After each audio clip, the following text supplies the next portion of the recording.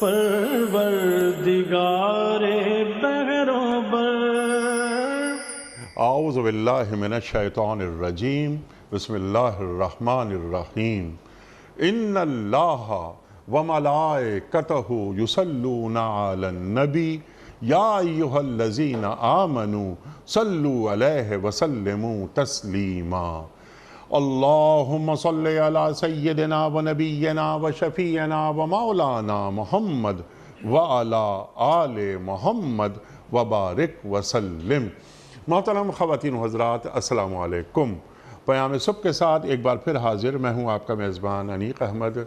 ماہ سیام جاری ہے اور روزانہ ہم کسی نہ کسی موضوع پہ بات کرواتے ہیں، اپنے ملک کے ممتاز علماء سے تشریف لاتے ہیں وہ، اور ہمیں سکھاتے ہیں، قرآن کریم سے ہمیں قریب کرتے ہیں۔ یہ ماہ مبارک ہے ہی نزول قرآن کا مہینہ۔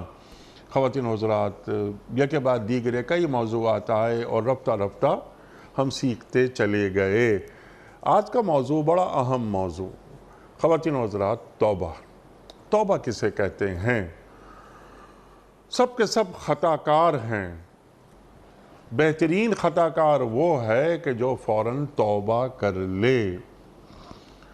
خواتین و حضرات، توبہ کے معنی کیا ہیں، مفاہیم کیا ہیں، توبہ کی حقیقت کیا ہے، توبہ اور استغفار میں کیا فرق ہے، توبہ کی مہلت کب تک ہے، وغیرہ وغیرہ۔ انبیاء کی جو دعائیں ہیں، اللہ اکبر، ربنا ظلمنا انفسنا وإن لم تغفر لنا وترحمنا لنکونن من الخاسرین، حضرت آدم علیہ السلام کی دعا۔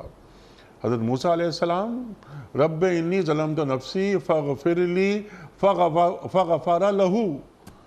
اللہ اکبر، لا الہ الا انت سبحانک انی کنت من الظالمین، یونس علیہ السلام۔ خواتین و حضرات، توبہ کے آداب کیا ہیں؟ توبہ اور توبۃ النصوح میں کیا فرق ہے جو قرآن کریم میں یہ الفاظ آئے ہیں؟ خواتین و حضرات، بہت ساری باتیں سیکھیں گے اپنے عہد کے ایک جید عالم دین۔ کسی تعارف کی کوئی ضرورت نہیں، ہمارے ملک کا بہت مقبول اور محبوب نام محترم مفتی منیب الرحمان صاحب۔ خواتین و حضرات، مفتی منیب الرحمان صاحب کئی کتابوں کے مصنف، پیام صبح کا لازمی جز، تشریف لاتے ہیں اور ہمیشہ ہم مفتی صاحب سے سیکھتے ہیں۔ خواتین و حضرات، مفتی صاحب کو خوش آمدید کہتے ہوئے پروگرام کا آغاز اللہ تعالیٰ کے بابرکت نام سے۔ سورہ تحریم اور آیت نمبر 8۔ اعوذ باللہ من الشیطان الرجیم، بسم اللہ الرحمن الرحیم۔ یا ایہا الذین آمنوا توبوا الی اللہ توبۃ نصوحا، عسى ربكم أن يكفر عنكم سيئاتكم ويدخلكم جنات تجري من تحتها الأنهار يوم لا يخزي الله النبي والذين آمنوا معه نورهم يسعى بين أيديهم وبأيمانهم يقولون ربنا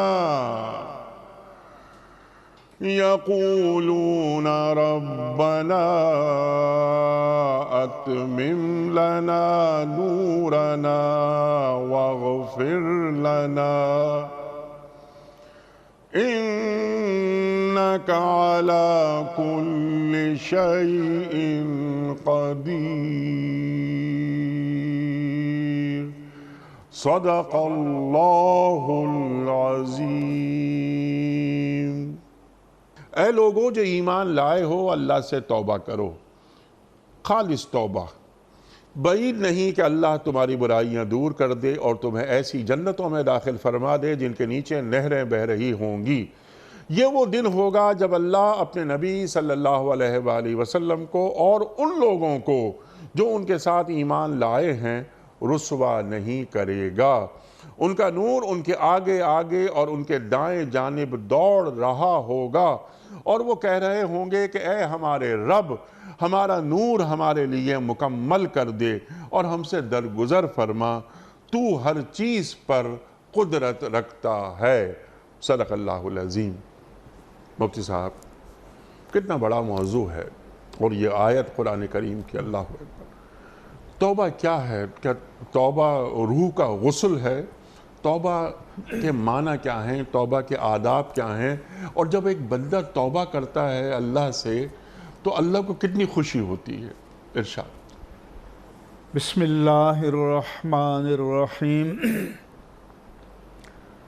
نحمدہ ونصلی ونسلم علی رسولہ الکریم اللہ سیدنا و مولانا محمد اللہم صلی اللہ محمد وعلی آلہ وصحبہ اجمعین۔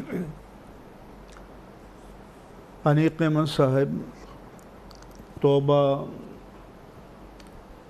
اسلام کی، شریعت کی، قرآن و حدیث کی ایک اصطلاح ہے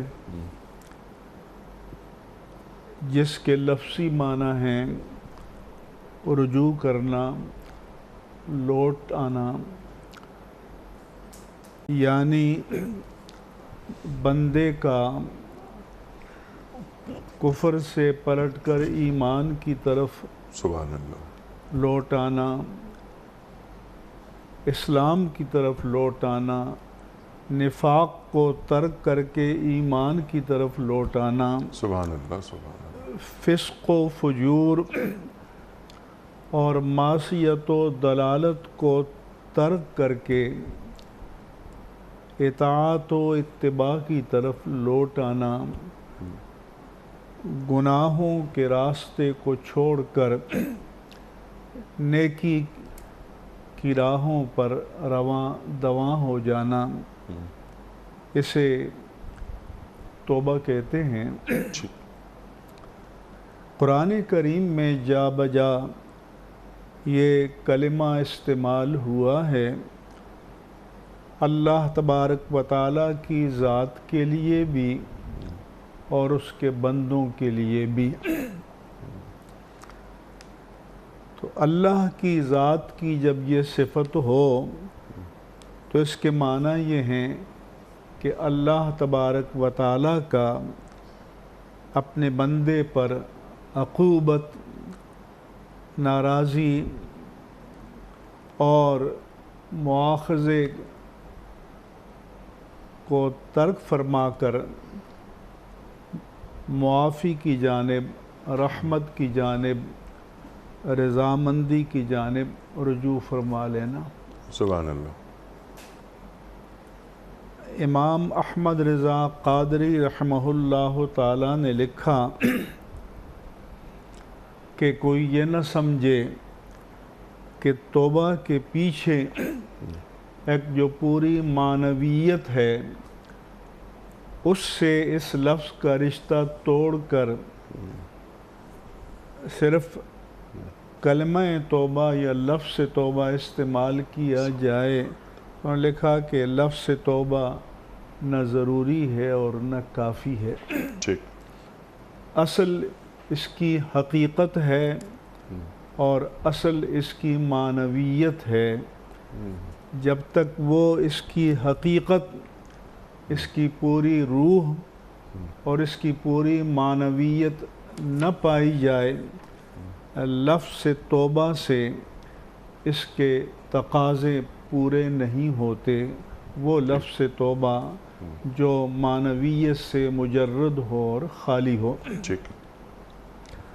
علماء نے بیان کیا کہ توبہ کے ایک روحانی سفر کا نام ہے، قلب و روح کے ایک ایسے وجدان، کیفیت اور احساس کا نام ہے جس کے کئی مدارج ہیں۔ تو سب سے پہلے ہے اعتراف گناہ، جسے ہمارے قانون کی زبان میں کنفیشن یا اعتراف جرم کہتے ہیں۔ اس کو حدیث پاک میں بھی رسول اللہ صلی اللہ علیہ وآلہ وسلم نے بیان فرمایا، صحیح بخاری میں ہے، ان العبد اذا اعترف لذنبہ ثم تاب تاب اللہ علیہ، کہ جب بندہ اپنے خالق، اپنے مالک، اپنے رب کے حضور اپنے گناہ کا اعتراف کر لیتا ہے، اعتراف جرم کر لیتا ہے، اپنے قصور کو تسلیم کر لیتا ہے اور پھر اللہ کی طرف معافی کے لیے رجوع کرتا ہے، تو اللہ تعالیٰ اس کی توبہ کو قبول فرماتا ہے۔ سبحان اللہ۔ پھر فرمایا کہ توبہ کا جو دوسرا درجہ ہے وہ ندامت ہے۔ سنن ابن ماجہ کی حدیث میں فرمایا گیا، ان ندم و توبتن، یعنی اپنی معصیت کا، اپنے گناہوں کا اقرار کر کے اللہ کے حضور اعتراف کر کے اس پر نادم ہونا، شرمسار ہونا، یہ حقیقت توبہ ہے اور یہ روح توبہ ہے۔ ٹھیک۔ پھر صرف اعتراف اور اس پر ندامت ہی کافی نہیں ہے، بلکہ اس کے بعد درجہ آتا ہے کہ اس معصیت کی تلافی کی اگر شریعت میں کوئی صورت مقرر کر رکھی ہے تو اس کی تلافی بھی کرنا۔ مثال کے طور پر نمازیں قضا کی ہیں تو اس کو ادا کرے، ٹھیک۔ برسوں کی زکوٰۃ ادا نہیں کی تو اسے اب ادا کرے، کسی کا حق مارا ہے تو اسے لوٹا دے، کسی پر زیادتی کی ہے تو اس سے معافی مانگ لے۔ الغرض کمپنسیشن اور تلافی شریعت کی تعلیمات کے مطابق یہ بھی ضروری ہے، اور یہ تیسرا درجہ ہے۔ اس تلافی کے بعد درجہ آتا ہے استغفار کا، بخشش مانگنے کا، کہ اے اللہ میں نے تیرے اور تیرے بندوں کی حق تلفی کی، حقوق کو پامال کیا، اس خطا پر اب مجھے بخش دے اور مجھے معاف فرما دے۔ سبحان اللہ۔ تو پھر بندہ اپنے رب کے حضور معافی مانگے، پر یہی کافی نہیں ہے، بلکہ اس کے بعد یہ درجہ آتا ہے کہ آئندہ کے لیے اللہ تبارک و تعالیٰ سے یہ پیمانے وفا باندھے کہ اے اللہ میں اب تیری بندگی کے راستے پر چلوں گا، تیرے احکام کی خلاف ورزی نہیں کروں گا، تیری اور تیرے بندوں کے حقوق کو، تیرے اور تیرے بندوں کے حقوق کو پامال نہیں کروں گا۔ یہ پانچواں ہے، اور آخری درجہ پھر آتا ہے کہ وہ کہتے ہیں نا، یہ قدم اٹھتے نہیں اٹھائے جاتے ہیں، یعنی بندے نے اعتراف بھی کر لیا، نادم بھی ہو گیا، معافی بھی مانگ لی، مغفرت کی، عفو کا سوالی بھی بن گیا، تلافی بھی کر لی، پیمانے وفا بھی باندھ لیا، مگر اللہ سے یہ توفیق طلب کرے کہ یا اللہ میں تجھ سے جو پیمانے وفا باندھ رہا ہوں تو تو مجھے اس پر پورا اترنے کی توفیق اور ہمت اور استعداد اور قوت ایمانی اور قوت عمل بھی عطا فرما، ثابت قدمی کے ساتھ۔ تو یہی قرآن کریم میں بیان کیا گیا۔ ایک تو یہ بتایا کہ انما التوبۃ علی اللہ للذین یعملون السوء بجہالہ ثم یتوبون من قریب فاولئک یتوب اللہ علیہم وکان اللہ علیما حکیما۔ کہ یہ توبہ کوئی محض لپ سروس نہیں ہے کہ جیسے ہمارے ہاں لوگوں نے سمجھ رکھا ہے کہ کسی خوشگلو نعت خواں کو بٹھا دیا اسٹوڈیوز میں یا کسی مجلس میں اور سب بیٹھ گئے اور اس نے کہا کہ میری توبہ قبول ہو، میری توبہ قبول ہو۔ اللہ فرماتا نہیں، اللہ تعالیٰ نے ان بندوں کی توبہ کو قبول کرنا اپنے ذمہ کرم پر لے رکھا ہے کہ یعملون السوء بجہالہ، کہ جو نادانی میں گناہ کر بیٹھتے ہیں پھر جو ہی ان کو احساس ہوتا ہے ثم یتوبون من قریب، تو پھر تاخیر نہیں کرتے، پھر جلد ہی وہ توبہ کر لیتے ہیں اور رجوع کر لیتے ہیں۔ اس سے معلوم ہوا کہ جن لوگوں کی یہ سوچ ہو کہ بھائی جو کرنا ہے کرتے چلے جاؤ، آخر میں توبہ کر لیں گے، تو وہ توبہ نہیں ہے۔ احساس ہوتے ہی ثم یتوبون من قریب، وہ اس کے قریب ہی جلد ہی توبہ کر لیتے ہیں۔ فَأُولَئِكَ يَتُوبُ اللَّهُ عَلَيْهِمْ، یہ وہ اللہ کے بندے ہیں کہ جن کی توبہ کو اللہ تعالیٰ قبول فرماتا ہے۔ وَكَانَ اللَّهُ عَلِيمًا حَكِيمًا، اور اللہ خوب جاننے والا ہے کہ یہ توبہ کی التجا اس کے قلب سے، اس کی روح سے، اس کے باطن سے اٹھی ہے، انگیخت ہوئی ہے، یا یہ محض لپ سروس ہے اور بس زبان سے کہہ دیا۔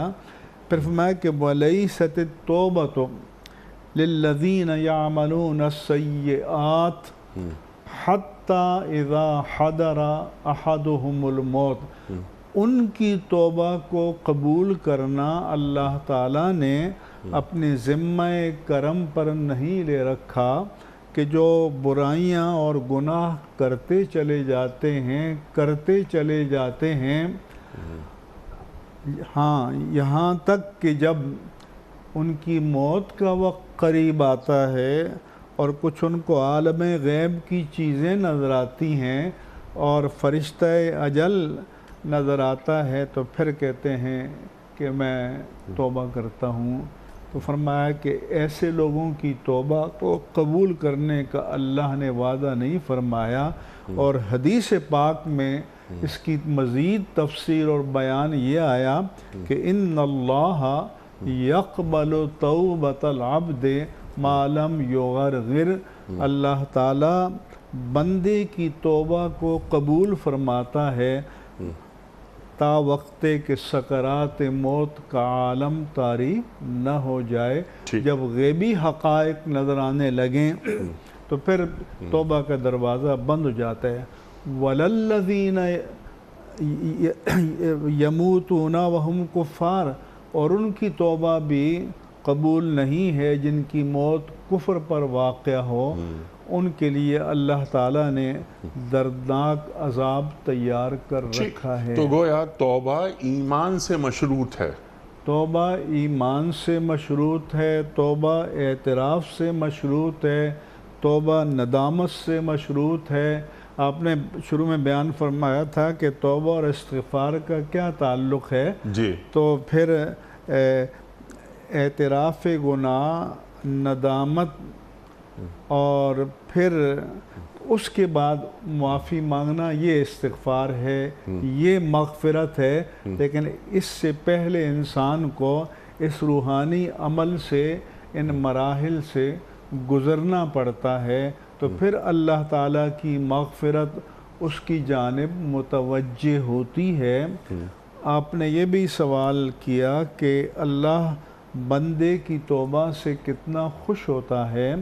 اس کو بھی اللہ کے پیارے رسول صلی اللہ علیہ وآلہ وسلم نے ایک حدیث مبارک میں ارشاد فرمایا کہ للہ اشد فرحتاً بتوبت عبدہ، کہ اللہ تبارک و تعالی اپنے بندے کی توبہ سے کس قدر خوش ہوتا ہے، اس کی مثال یہ سمجھ لو کہ ایک بندہ بیابان میں سفر کر رہا ہے اور اس کی سواری کا اونٹ ہے اور اس پر اس کا زاد راہ، توشہ، پانی، خوراک وہ لدا ہوا ہے، کہیں وہ ٹھہرا اور وہ اس کی سواری کا جانور مئے ساز و سامان کے اس جنگل بیابان میں گم ہو گیا۔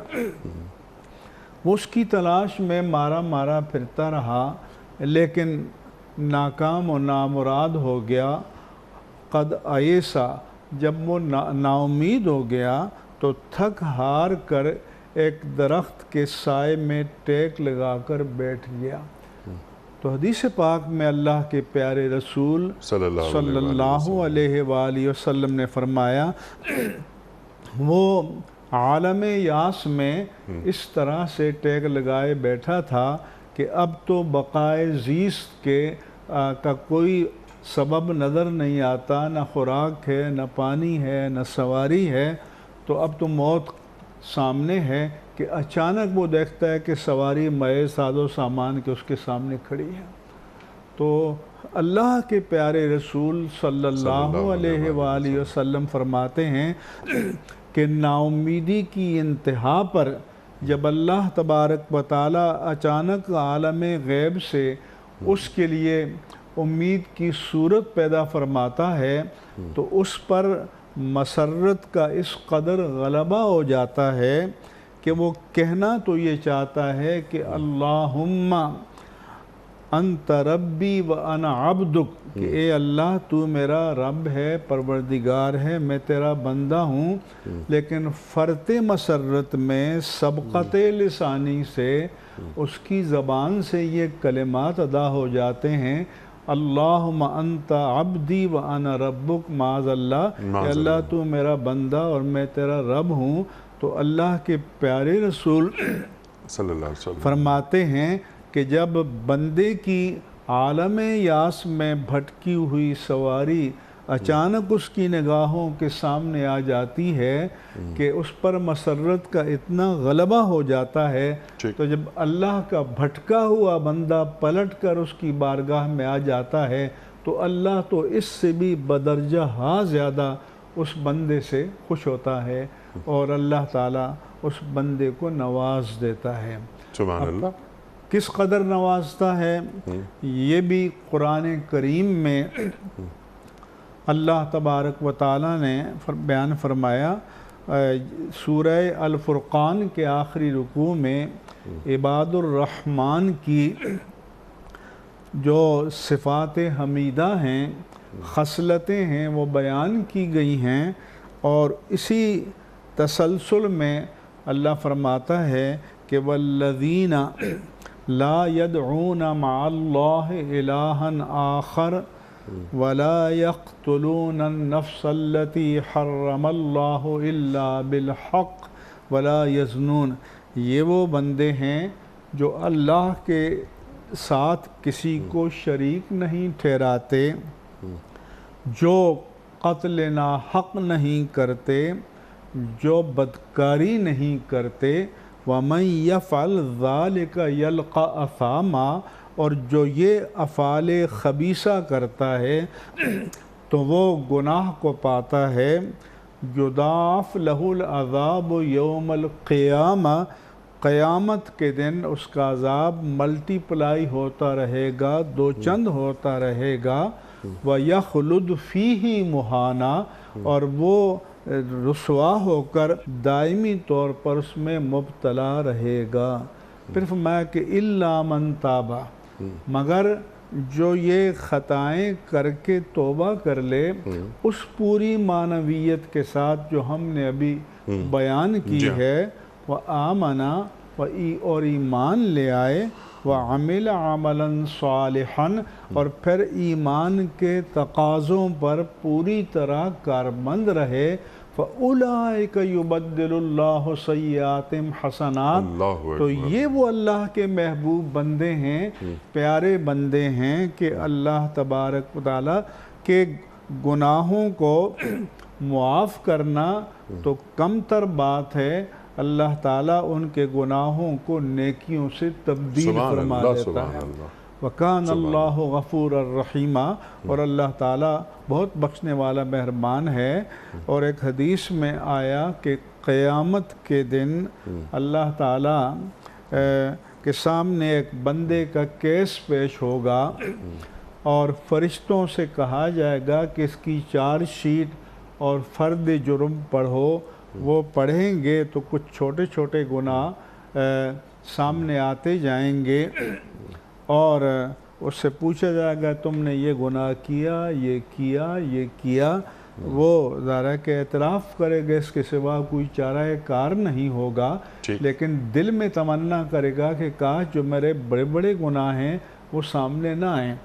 جب ان گناہوں کی گنتی مکمل ہو جائے گی تو اللہ تعالیٰ فرمائے گا کہ ان کے بدلے میں سے نیکیاں عطا کر دو۔ اب بندہ تو سیلفش ہے، خود غرض ہے، جب وہ دیکھے گا کہ اللہ تعالیٰ کی بحر عطا جو ہے آج بلندیوں پر موزن ہے، تو کہے گا کہ یا اللہ ابھی تو میرے بہت سے گناہ بیان میں آئے ہی نہیں ہیں۔ تو فَأُولَئِكَ يُبَدِّلُ اللَّهُ سَيِّئَاتِهِمْ حَسَنَاتٍ، اللہ تعالیٰ اس کے گناہوں کو نیکیوں سے بدل دے گا۔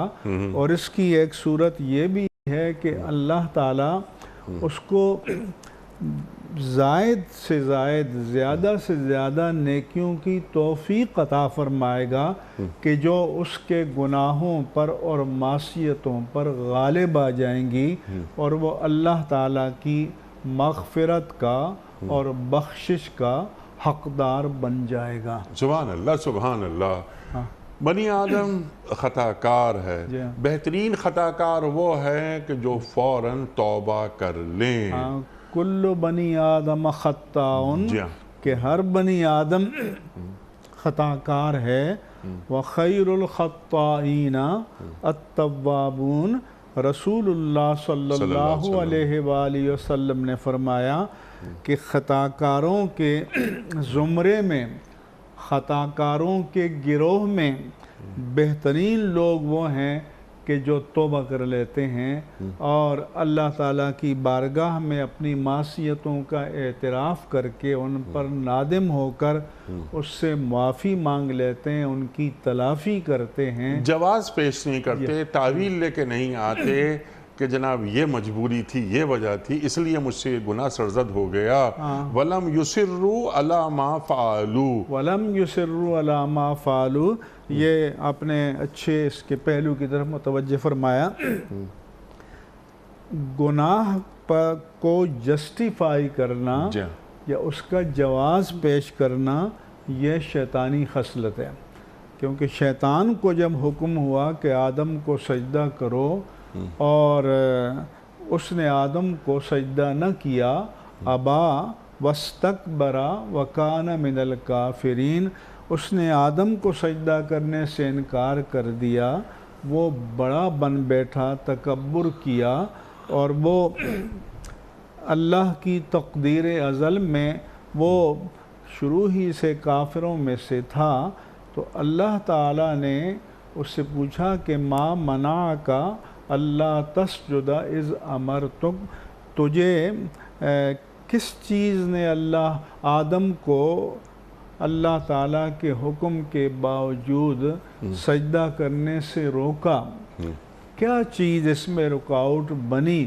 تو اس نے یہ نہیں کہا کہ غلطی ہو گئی اب اس کی تلافی کر لیتا ہوں، اس نے یہ کہا کہ خلقتنی من نار و خلقتہ من طین، کہ اے اللہ تو نے مجھے آگ سے پیدا کیا، میرا جوہر تخلیق آگ ہے، اور آدم کو مٹی سے بنایا، اس کا جوہر تخلیق مٹی ہے، آگ لطیف ہوتی ہے، مٹی کثیف ہوتی ہے، لطیف چیز اعلیٰ ہوتی ہے، تو اعلیٰ ہو کر میں ادنا کے سامنے کیسے جھک جاتا، اس کو لاجک نہیں مانتی، منطق نہیں مانتی، دلیل نہیں مانتی، عقل اس کو تسلیم نہیں کرتی۔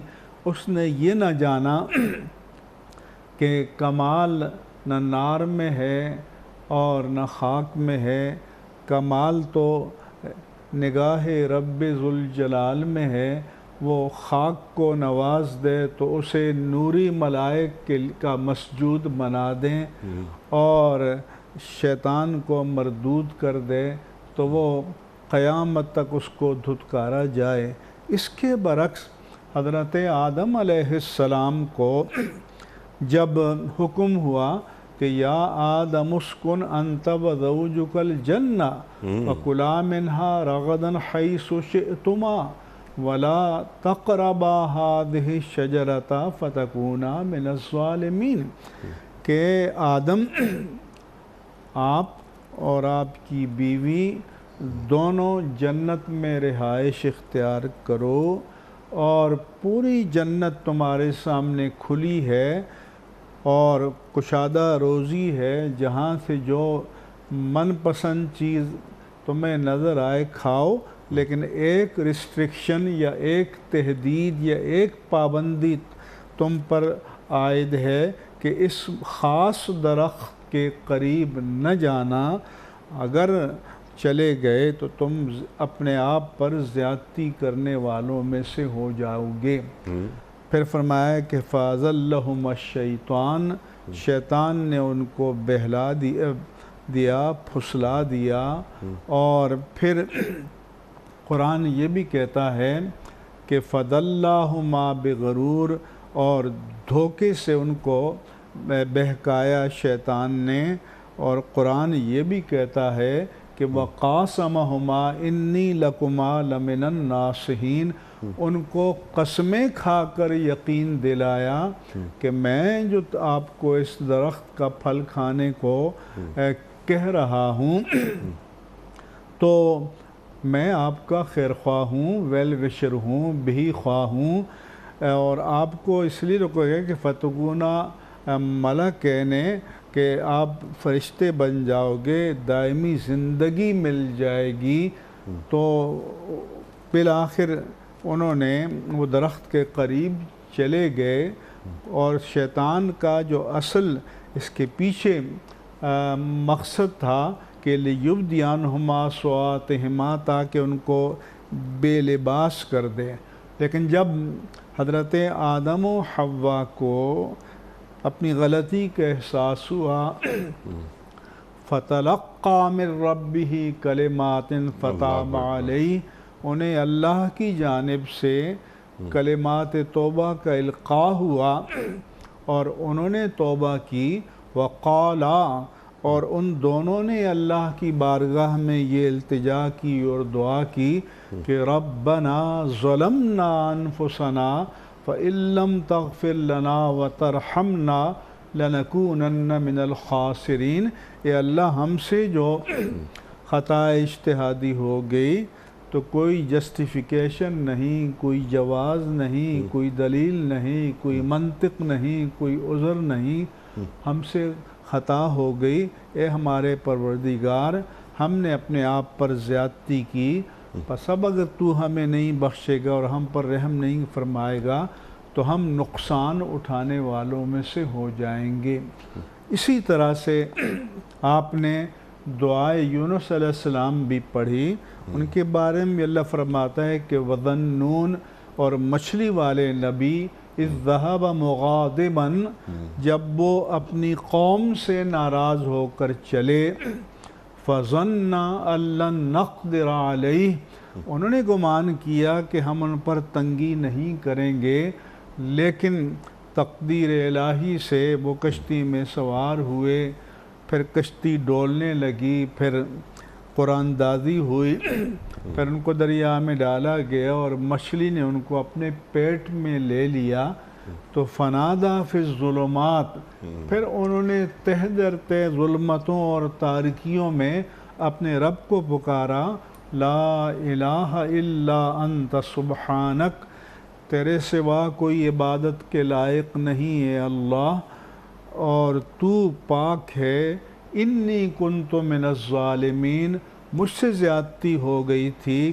اللہ فرماتا ہے فاستجبنا لہ، جب انہوں نے میری بارگاہ میں رجوع کیا تو ہم نے ان کی دعا کو قبول کیا، وَنَجَّيْنَاهُ مِنَ الْغَمِّ، اور انہوں نے غم سے نجات دی، وَكَذَلِكَ نُنْجِي الْمُؤْمِنِينَ، اسی طرح مومنوں کو نجات دیتے ہیں۔ سبحان اللہ۔ چنانچہ حدیث میں آیا کہ من لزم الاستغفار، کہ جو استغفار کو لازم پکڑ لے، استغفار کو پوری معنویت کے ساتھ اپنا شعار، اپنی جبلت صالحہ اور اپنی فطرت بنا لے، تو پھر اللہ فرماتا ہے کہ نجعل لہ من کل ضیق مخرجا، ہر تنگی سے جس میں وہ مبتلا ہو جائیں، نکلنے کے لیے ہم کوئی راستہ اس کے لیے مقدر فرما دیں گے، وَمِن كُلِّ هَمٍّ فَرَجًا، اور ہر غم سے نجات کے لیے ہم ان کے لیے کشادگی مقرر فرما دیں گے، نرزقہ من حیث لا یحتسب، اور انہیں وہاں سے روزی عطا کریں گے جو اس کے وہم و گمان میں بھی نہیں ہوگا۔ یہ وہ استغفار کی برکتیں ہیں۔ چنانچہ حضرت نوح علیہ السلام نے اپنی قوم سے فرمایا فَقُلْ تَسْتَغْفِرُوا رَبَّكُمْ، میں نے ان سے کہا کہ تم اپنے رب سے استغفار کرو، انہو کان غفارا، بے شک وہ بہت بخشنے والا ہے، یرسل السماء علیکم مدرارا، اگر تم اس کی بارگاہ میں استغفار کرو گے تو قحط کے عالم میں وہ لگاتار تم پر آسمان سے بارش برسائے گا، وَيُمْدِدْكُمْ بِأَمْوَالٍ وَبَنِينَ، اور تمہیں کثرت مال عطا کرے گا، کثرت اولاد عطا کرے گا، وَيَجْعَلْ لَكُمْ جَنَّاتٍ وَيَجْعَلْ لَكُمْ أَنْهَارًا، تمہارے لیے باغات پیدا کرے گا، تمہارے لیے دریا اور نہریں جاری کرے گا، وہ اپنی رحمت کو تم پر وافر فرما دے گا۔ یہ مغفرت کی وہ انعامات ہیں، مغفرت کا صلہ ہے کہ جس کا ذکر حضرت نوح علیہ السلام نے قرآن کے حوالے سے قرآن کریم میں بیان ہوا۔ سبحان اللہ۔ پھر یہاں پر یہ بات بھی ذہن میں رہنی چاہیے کہ ایک تو جان بوجھ کر معصیت کرتے چلے جانا کہ بھی بہت وقت پڑا ہے دیکھ لیں گے، تو یہ تو باغیانہ جذبہ ہے۔ اللہ ہم سب کو، اور جو بھی ہمارے ناظرین اکرام ہمارے ساتھ شریک مجلس ہیں، اللہ تعالیٰ اس عادت بد سے ہم سب کو اپنی پناہ عطا فرمائے۔ توبہ آدمی کو جری نہیں بناتی۔ جی ہاں۔ اچھا مفتی صاحب، یہاں بہت ساری باتیں اب نکل کر آپ نے بالتفصیل گفتگو عطا فرما دی، توبہ استغفار بھی بالکل واضح کر دیا آپ نے یہ بات۔ توبہ کے لیے تو یہ ہے کہ کوئی ارتکاب گناہ ہو گیا تو توبہ اللہ تعالیٰ سے کر لی گئی اور کرنی چاہیے۔ استغفار کے لیے کیا جرم کا ارتکاب ضروری ہے، یا یہ استغفار اللہ تعالیٰ کی شکر گزاری کی ایک قسم ہے؟ میں نے عرض کیا کہ یہ جو استغفار ہے یا طلب مغفرت ہے، یہ توبہ کے پروسیس کا یہ ایک حصہ ہے۔ ٹھیک ہے۔ یہ توبہ کی روحانی عمل کا حصہ ہے کہ پہلے اعتراف گناہ ہے، پھر اس پر شرمساری ہے، پھر اس کے بعد استغفار ہے۔ ٹھیک ہے، میری عرض آپ کی خدمت میں یہ ہے، سوال میرا آپ سے یہ ہے کہ توبہ تو بالکل واضح ہو گئی ہے، بات نا اب استغفار۔ سرکار دو عالم صلی اللہ علیہ وآلہ وسلم استغفار پڑھ رہے ہیں 70 مرتبہ 100 مرتبہ، اللہ اکبر۔ پوچھا گیا نا آپ تو بخشے بخشائے ہیں، آپ کیوں استغفار پڑھتے ہیں؟ آپ نے فرمایا افالا اکون عبدا شکورا، کیا تم یہ نہیں چاہتی کہ میں اللہ کا شکر گزار بندہ بنوں؟ تو اسی لیے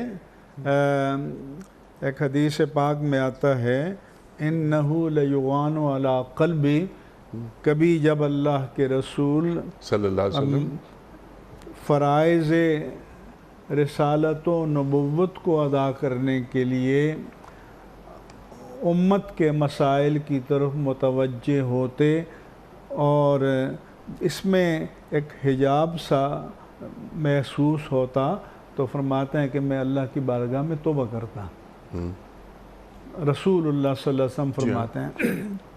پھر یہ بھی ہے کہ جو اللہ تعالیٰ کی مقبول بارگاہ ہے، اور ظاہر ہے کہ اس کائنات میں پوری اور خود پوری جماعت انبیاء و رسل علیہم السلام اور پوری جماعت ملائک میں اللہ کے حبیب سے بڑھ کر تو کوئی اللہ کا مقرب نہیں ہے، کوئی اور رفیع الدرجات نہیں ہے. لیکن جب بلندی کی منزلیں طے ہو رہی ہوں تو جب ایک منزل آگے بڑھتا ہے اور جب دوسری منزل نظر آتی ہے تو بندہ پھر توبہ کرتا ہے، استغفار کرتا ہے تو اگلی منزل طے ہوتی ہے.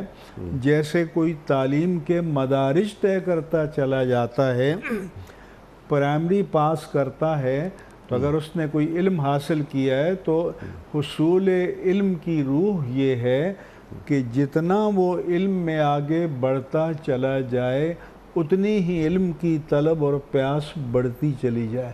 تو پرائمری پاس کرے گا تو اسے مڈل کی منزل نظر آئے گی، وہ پاس کرے گا تو میٹرک کی نظر آئے گی، وہ پاس کرے گا تو انٹرمیڈیٹ کی نظر آئے گی، وہ پاس کرے گا تو گریجویشن کی نظر آئے گی، وہ پاس کرے گا تو پوسٹ گریجویشن کی نظر آئے گی، وہ پاس کرے گا تو ڈاکٹریٹ کی نظر آئے گی، وہ پاس کرے گا تو پوسٹ ڈاکٹریٹ کی نظر آئے گی. اسی طرح سے اللہ تعالیٰ کی قربت کی درجات کی منزلیں ہیں. تو جو اللہ کے محبوب بندے ہیں وہ جوں جوں اللہ کی قربت کی منزلوں کو طے کرتے ہیں اتنا ہی انہیں احساس ہوتا ہے کہ ابھی ہمیں ارتقاء کا سفر جاری رکھنا ہے. وہ استغفار کرتے ہیں اور اللہ تبارک و تعالیٰ انہیں پھر اور درجات عطا فرماتا ہے. جس طرح کے فتح مکہ کے وقت اللہ تعالیٰ فرما رہا ہے اور فَسَبِّحْ بِحَمْدِ رَبِّكَ وَاسْتَغْفِرْهُ إِنَّهُ كَانَ تَوَّابًا. اِذَا جَاءَ نَصْرُ اللَّهِ وَالْفَتْحُ، کہ جب اللہ کی مدد آ گئی، فتح بھی نصیب ہو گئی. وَرَأَيْتَ النَّاسَ يَدْخُلُونَ فِي دِينِ اللَّهِ أَفْوَاجًا.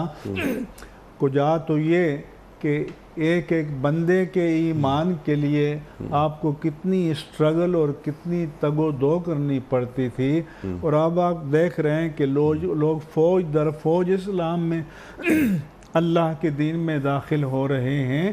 تو یہ جو نعمتوں کی فراوانی ہے تو فَسَبِّحْ بِحَمْدِ رَبِّكَ وَاسْتَغْفِرْ، اس پر اپنے رب کی تسبیح کیجئے، تسبیح کے ساتھ اس کی حمد بیان کیجئے، اس کے ساتھ استغفار کیجئے. اِنَّهُ كَانَ تَوَّابًا، بے شک وہ توبہ قبول کرنے والا ہے. یعنی کامیابیاں ملنے پر بندے کو کبر و غرور میں مبتلا نہیں ہونا چاہیے، عجب میں مبتلا نہیں ہونا چاہیے، بلکہ پے کرے تواضع و انکسار بننا چاہیے. تو یہ استغفار شکر گزاری کی ایک شکل ہے، اور جب شکر گزاری ہوتی ہے تو اللہ تعالیٰ نعمتوں میں اضافہ کرتا چلا جاتا ہے، جس طرح کہ آپ نے بالکل واضح کر دی بات. اچھا، اب دو تین ذرا چھوٹے چھوٹے سوالات، بڑے جو دقیق مسائل وہ آپ نے بالکل واضح کر دی ہے. سبحان اللہ سبحان اللہ. مجھے اپنی توبہ کو مؤثر بنانا ہے تو مجھے کیا کرنا ہوگا؟ انیقم صاحب، ایک تو توبہ کو مؤثر بنانے کا طریقہ یہ ہے کہ جب بندہ اللہ تعالیٰ سے پیمان وفا باندھ لے تو کوشش کرے کہ پھر یہ پیمان ٹوٹے نہیں، اس پر قائم رہے، اس پر دائم رہے، اس کا پابند رہے، اور اس کے ساتھ ساتھ جب اللہ سے دعا مانگے تو فرمایا کہ وَادْعُوا اللَّهَ وَأَنْتُمْ مُوقِنُونَ بِالْإِجَابَةِ کہ تم اللہ سے دعا مانگو تو تمہیں اس وقت تمہیں ایمان و ایقان اور اللہ کی رحمت پر یقین کے اس مرتبے پر ہونا چاہیے کہ تمہارے دل سے آواز آ جائے کہ میری یہ دعا یقیناً اللہ کی بارگاہ میں مقبول ہوگی. کیونکہ اگر دعا مانگنے والا یقین اور ایمان و ایقان کی دولت سے مالا مال نہیں ہے، تشکیک میں مبتلا ہے، تو اس کی دعا پھر قبول نہیں ہوتی. چنانچہ فرمایا کہ ان اللہ یقبل دعاء العبد ما لم یستصحر کہ اللہ تعالیٰ بندے کی دعا کو قبول فرماتا ہے تا وقتے کہ وہ تھک ہار نہ جائے. تو آپ صلی اللہ علیہ وآلہ وسلم سے پوچھا گیا کہ یا رسول اللہ صلی اللہ علیہ وسلم یہ دعا میں استحصار یا تھک ہارنا کیا ہے؟ تو آپ نے فرمایا کہ بندہ یہ کہے کہ دعوتو و دعوتو و دعوتو فانا یستجاب، میں مانگتا رہا کہیں سے سنوائی نہیں ہوتی. تو یہ تو وہ بندہ یہ سوچے کہ جو یہ سمجھے کہ میں اللہ سے دعا مانگ کر کوئی احسان کر رہا ہوں، اسے تو خوش ہونا چاہیے کہ اللہ تبارک و تعالیٰ نے تمہیں اپنے در کا منگتا بنا دیا، تمہیں اپنی بارگاہ میں رجوع کی توفیق عطا فرما دی، تمہیں اپنے در کا سوالی بنا دیا. بجائے خود یہ ایک بہت بڑا اعزاز ہے اور انعام ہے اور اکرام ہے باری تعالیٰ کا کہ توبہ کی توفیق دی. وہ شخص کتنا بدنصیب ہے کہ جسے اللہ اس کے حال پہ چھوڑ دے. اللہ اکبر. چنانچہ ایک حدیث میں آتا ہے کہ ایک بندہ گناہ کرتا ہے اور پھر حدیث میں آتا ہے کہ اللہ فرماتا ہے، وہ سوچتا ہے کہ ان لہو ربن یغفر الذنوب، کہ اسے خیال آتا ہے کہ میرا ایک رب ہے، پروردگار ہے جو گناہوں کو بخشتا ہے. تو پھر وہ استغفار کرتا ہے، اللہ اس کو بخش دیتا ہے. پھر بشری کمزوری سے پھر گناہ کرتا ہے اور پھر اسے احساس ہوتا ہے کہ میرا ایک رب ہے جو بخشنے والا ہے. پھر بخشش مانگتا ہے تو اللہ پھر بخش دیتا ہے. پھر تیسری بار اور بعض روایت میں کہ چوتھی بار یہی مرحلہ آتا ہے تو اللہ فرماتا ہے کہ کیونکہ بندہ حیرت کرتا ہے کہ بھی جب وہ بار بار پیمان وفا باندھتا ہے پھر توڑ دیتا ہے تو پھر تو رب کو ناراض ہو جانا چاہیے. لیکن اللہ فرماتا ہے کہ یہ ٹھیک ہے کہ یہ پیمان وفا کو توڑ دیتا ہے، بشری کمزوری کی وجہ سے مجھ سے عہد کر کے اس کو وفا نہیں کرتا، لیکن پلٹ کر میری طرف ہی تو میرے ہی طرف تو آتا ہے. لا تقنطوا من رحمت اللہ ان اللہ یغفر الذنوب جميعا، بے شک اللہ تعالیٰ تمام گناہوں کو بخشنے والا ہے. اسی لیے رسول اللہ صلی اللہ علیہ وآلہ وسلم نے ایک دعا میں بیان فرمایا، آپ عالم سجدہ میں تھے اور یہ دعا کر رہے تھے کہ اللہم سجد لک سوادی و خیالی، اور ایک روایت میں کہ سجد لک سوادی و جنانی، کہ اے اللہ جب میں تیری بارگاہ میں سجدہ ریز ہوتا ہوں تو میرا قالب بھی، میری جبین نیاز بھی تیری بارگاہ میں جھکتی ہے اور میرا قلب اور روح بھی تیری بارگاہ میں جھکتے ہیں. اور پھر آپ فرماتے ہیں کہ وہ تعلیم امت کے لیے فرماتے ہیں کہ میں اپنے ذنوب کا اعتراف کرتا ہوں. پھر آپ فرماتے ہیں کہ اللہم انی اعوذ بعفوک من عقوبتک، کہ اے اللہ میں تیری سزا سے بچ کر تیری عفو کی پناہ میں آتا ہوں۔ اللہ اکبر۔ اللہم انی اعوذ برضاک من سخطک، یہ اللہ میں تیری ناراضگی سے بچ کر کوئی اور جائے پناہ تو ہے ہی نہیں ہے، میں تیری رضا کی پناہ میں آتا ہوں۔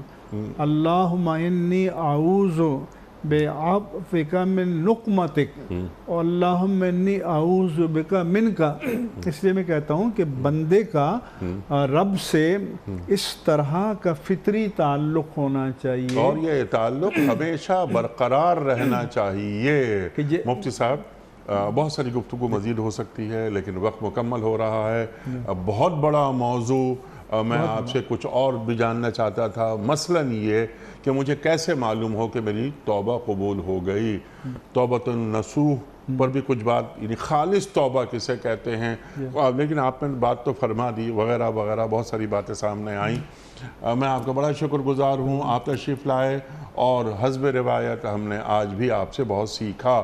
خواتین و حضرات، اپنے علماء کے ہم دل و جان سے شکر گزار ہیں کہ وہ تشریف لاتے ہیں، ہماری علمی کمی کو دور کر دیتے ہیں، ہمیں دین سے قریب کرتے ہیں، اور ہمیں دین سکھا دیتے ہیں، یہ بتا دیتے ہیں کہ اللہ تعالی ہمیں کہاں دیکھنا چاہتا ہے اور کیسا دیکھنا چاہتا ہے، کیونکہ اللہ نے ہمیں اپنا نائب بنایا ہے، ہمیں اپنے دونوں ہاتھوں سے تخلیق کیا ہے، جو اللہ تعالیٰ قرآن کریم میں ارشاد فرماتا ہے۔ ایک بار پھر مفتی صاحب کا شکر گزار۔ خواتین و حضرات، وقت یہاں مکمل ہوا ہمارے آج کے پروگرام کے حوالے سے کوئی فیڈ بیک آپ دینا چاہیں تو ضرور عطا فرمائیے۔ ہمارا ای میل ایڈریس ہے ps@dunyatv.tv۔ کل ایک نئے مہمان اور ایک نئے موضوع کے ساتھ پھر حاضر ہوں گے، تب تک اپنے میزبان انیق احمد کو اجازت دیجیے۔ خدا حافظ۔ پروردگار بحر و بر